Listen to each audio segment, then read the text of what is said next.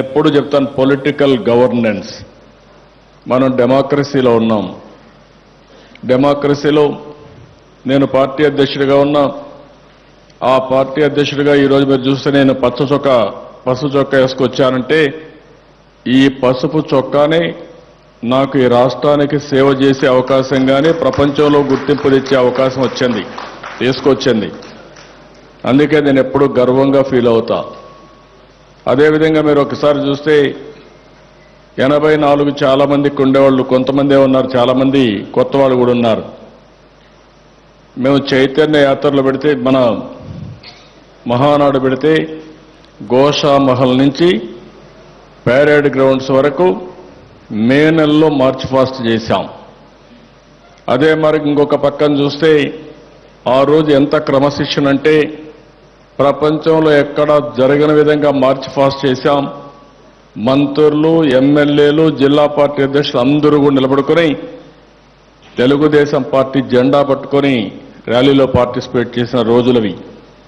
అంటే ఎంత సీనియర్స్ అయినా పార్టీలో మేము ఒక క్రమశిక్షణ కలిగిన సైనికుల మాదిరిగానే ప్రవర్తించాం తప్ప ఎక్కడ కూడా ఎవ్వరికి కూడా భేషజాలు లేవు. ఆ రోజు ఇంకొక విషయం కూడా ఇక్కడ వాళ్ళు చాలా మంది గుర్తుపెట్టుకోవాల్సిన అవసరం ఉంది. కొంతమందికి పసుపు చొక్కాలు లేకపోతే అక్కడ వచ్చిన మామూలు వైట్ షర్ట్ని ఇమ్మీడియట్గా పసుపులో ముంచి ఆ షర్ట్ ఇస్తే ఆ షర్ట్ వేసుకొని నిలిచిన సందర్భం. అది డిసిప్లిన్.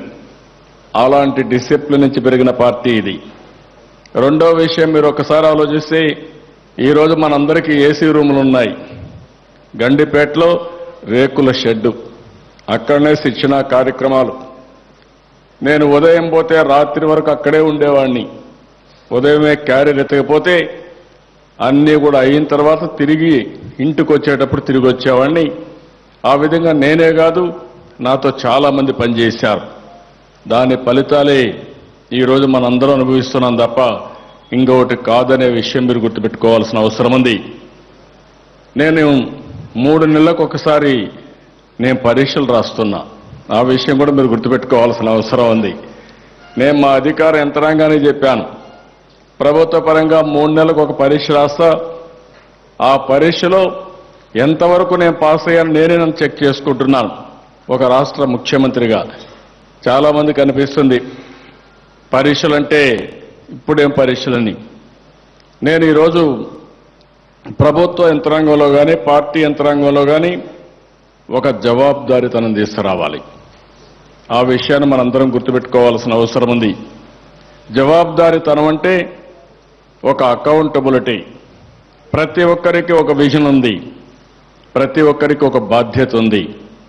ఒక ఐఏఎస్ ఆఫీసర్, ఒక ఐపీఎస్ ఆఫీసర్, ఒక హెడ్ ఆఫ్ ది డిపార్ట్మెంట్, ఒక ఎమ్మెల్యే, ఒక ఎంపీ, లేకపోతే ఒక జిల్లా పార్టీ అధ్యక్షుడు.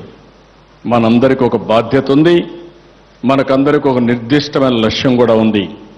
ఆ విషయాలు మనం గుర్తుపెట్టుకున్నప్పుడు నేను ఇవన్నీ కూడా స్ట్రీమ్లైన్ చేయడానికి ఇటీవల ఏ రాష్ట్రం చేయడం లేదు.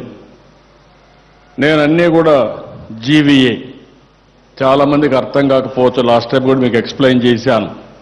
మనం చేసిన పని కొలమానం చేయాలంటే, ఎప్పటికప్పుడు బేరీ చేసుకోవాలంటే మనం ఏ స్థాయిలో ఉన్నాం, ఈరోజు దేశంలో ఎక్కడున్నాం, ప్రపంచంలో ఎక్కడున్నాం, ఎక్కడికి మనం ఏమి సాధించాలనుకుంటున్నామో ఎప్పటికప్పుడు ఆలోచించుకోవాల్సిన అవసరం ఉంది.